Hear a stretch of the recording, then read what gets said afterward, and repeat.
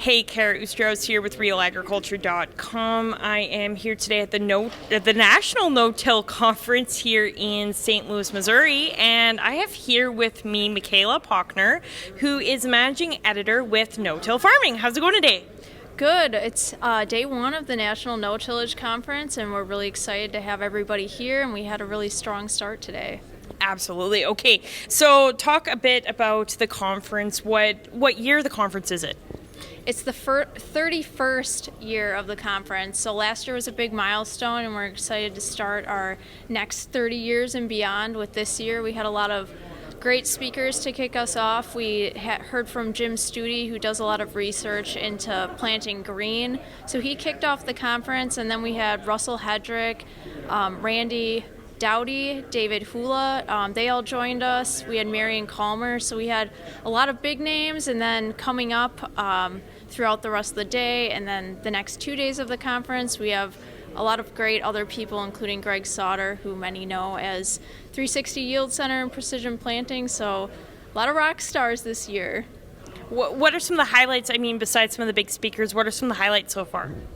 I think the fact that we had almost 900 people here for the conference, so the fact that we have hundreds of people who are really committed to no-till here with us and able to network with each other and make those connections and get those problems that they have answered by other no-tillers who have tried and experienced the same thing. And where are lots of the audience coming from? Like, where are lots of the participants? Are they mostly in the U.S.? Are you getting some Canadians down as well? Yeah, I would say mostly U.S., but across all of North America, we had some international participants as well this year. We had people come in from Australia, somebody from Italy, someone from Nigeria. So we're attracting a lot of different people, and we're excited to see that coming back off of COVID, that we're getting that international audience again. So why is this conference unique? There's tons of different conferences going on across the country. Why should producers come to this one? Why is this one so different than the others? I think there's a couple of things. One is it's specifically dedicated to no-till, so we really focus on no-till specific practices. Obviously, a lot of no-tillers are using cover crops and things like that, so we incorporate some of that, but really the structure of our program is focused around no-till.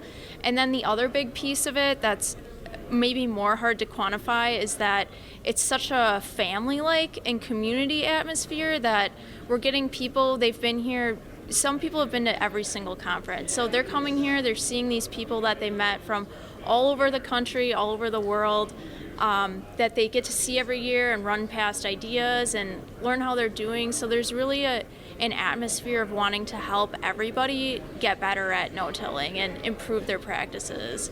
So from a planning perspective, how does the whole family idea kind of play into, networking, things like that? Well, we make an effort to provide a lot of time and breaks in between stuff, so people have that time to make those connections in the hallway and see the people they've seen. We do a lot of welcome receptions and very casual cocktail hours and meals where we can all sit together and meet new people. And then I think the other big piece of it is the roundtables, because we're basically saying, here's a topic, talk through your problems with it. So you're getting that direct feedback about those really specific questions, and then you can identify oh, hey, that person is in the same situation as me, or that person has a lot of knowledge about this thing that I'm wondering about. So then you can build on that connection, keep in touch with them, and make yourself better as a no-tiller. Now, how does mentorship play into this conference as well? I think we see a lot of people who meet their mentors here, especially I know we had a lot of younger farmers here this year too, so hopefully they're making those connections and finding people who will help them grow. And another part of it is at this conference, some of those big names like I mentioned, Randy Dowdy, David Hula, Ray Archuleta is going to be speaking tomorrow. They're here and they're willing to talk to anybody who wants to talk to them. So it's these people that are the no-till innovators, are the big names in soil health and all the different regenerative ag. They're here and they're willing to talk to you and they're willing to answer your questions and very accessible. So I think that's something that's really unique.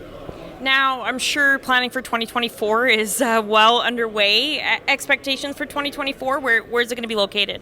It's going to be in Indianapolis, so we rotate the conference among cities. So hope to see everybody in Indianapolis next year. In terms of the content, that's to be determined. So if anybody watching or anybody attending has any suggestions, they can definitely send them to me, because I'm pretty new to no-till farmers, so I'm looking to hear what you guys watching want to hear and see at the conference. So still working on the speakers, but it'll be a similar format where you're still going to get that great networking time, the round tables, the classrooms, and then those general speakers who apply to everybody here. Is registration still open? Or is it started to be open, I guess? It is, yeah, it is. And right now, if you register now, you'll get a $130 discount on registration, so it's always good to sign up early, and we hope to see people in Indianapolis. Awesome. Thank you very much for your time, Michaela.